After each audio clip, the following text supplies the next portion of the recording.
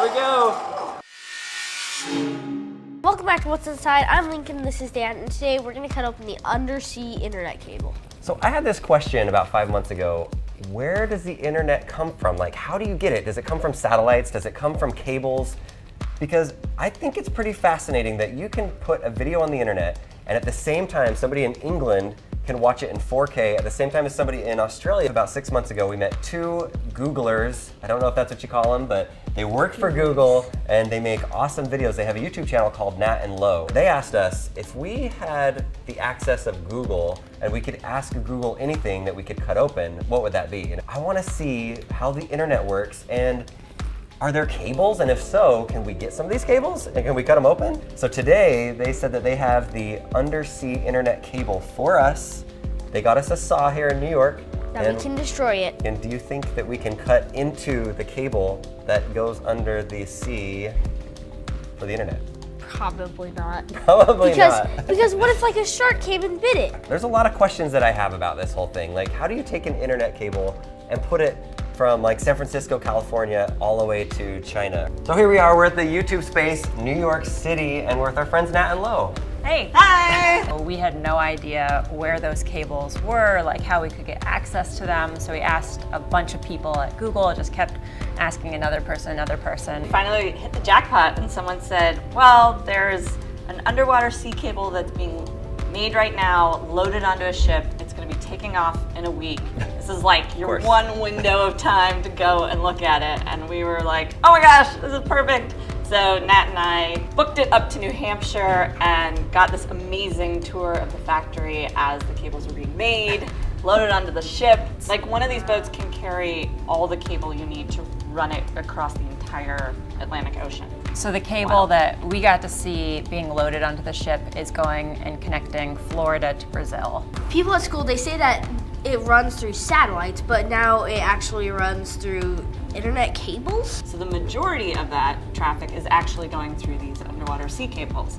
So it's not that we don't use satellites, we just use them for a very small percentage of that traffic. We'll be able to see what's inside of it, but I want to cut open our own cross-section and then look inside of it, and then let's see how this thing works. Bring it on in. Whoa! Wow. It's like a giant pixie stick. Lincoln, you ready? Yeah. Do you think there's candy Super inside? light. It kind of reminds me of when you hold a shot put ball or a meteorite. It's just so dense with metal and with steel that it just is heavier than you think.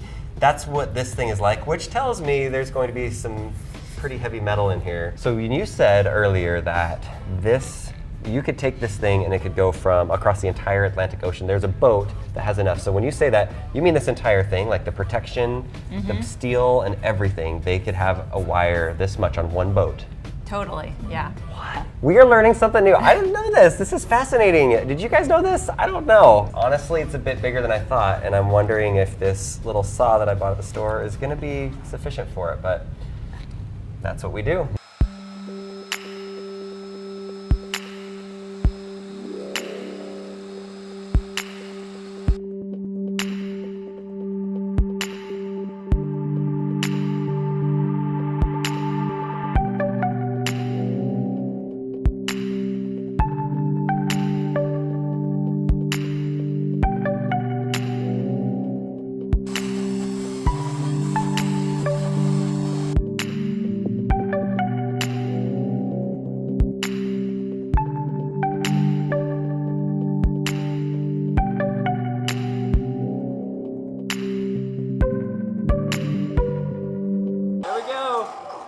Got it. Woo. First of all, are you surprised that we got this done? Yeah, because they were so confident that you wouldn't be able to. This isn't some giant cable. It's not like your cable that you see going into your house. It's the internet cable that has this big copper wire that's in it. The majority of this is just protection. So it has these 2 layers of galvanized steel, and then underneath that you have a plastic tube that is what would be at the deep ocean where it doesn't need as much protection. And inside that is this copper sheath, and that's what powers this. There's not really power at the bottom of the ocean, but every 50 miles there are these repeaters that are big bulges about this big, and they amplify the light so it can travel these thousands of miles. Whoa. Actually, under the copper, you can see like smaller galvanized steel strands. Then under that, a small plastic tube with a bit of gel in it and the glass fiber strands. The payload is just basically as thin as Lincoln's hair, and that's the fiber cut. Wow. So all of this is to protect basically something as thin as your hair. There's a video that I've seen, I think it's a comedy sketch where somebody was talking about how we get on an airplane and if the internet isn't working as fast as we want, we get all mad. And then they're like, don't you realize that you're flying in a metal tube 30,000 feet above the earth and you're mad about the internet not being fast enough? So if you're at home and your internet's a little bit slow, like just be grateful because somebody went and laid this all around the world and put satellites in the sky just so you could watch your videos. Between the two videos, we just barely scratched the surface of this. I got a sneak peek of Nat and Lo's video, and it is so educational. I learned so much on it, and it was very cool, the adventure that they took. While you're over on their channel, just go get lost for a while, and you're going to learn so many things about the internet and about Google and about YouTube that you may not have thought of. Taking this home with me, so. How is that going to fit in the suitcase, and how are the people on the Don't worry about it. Is anybody in here? Okay, this is the bathroom. We're in the bathroom. Somebody is in here. Okay.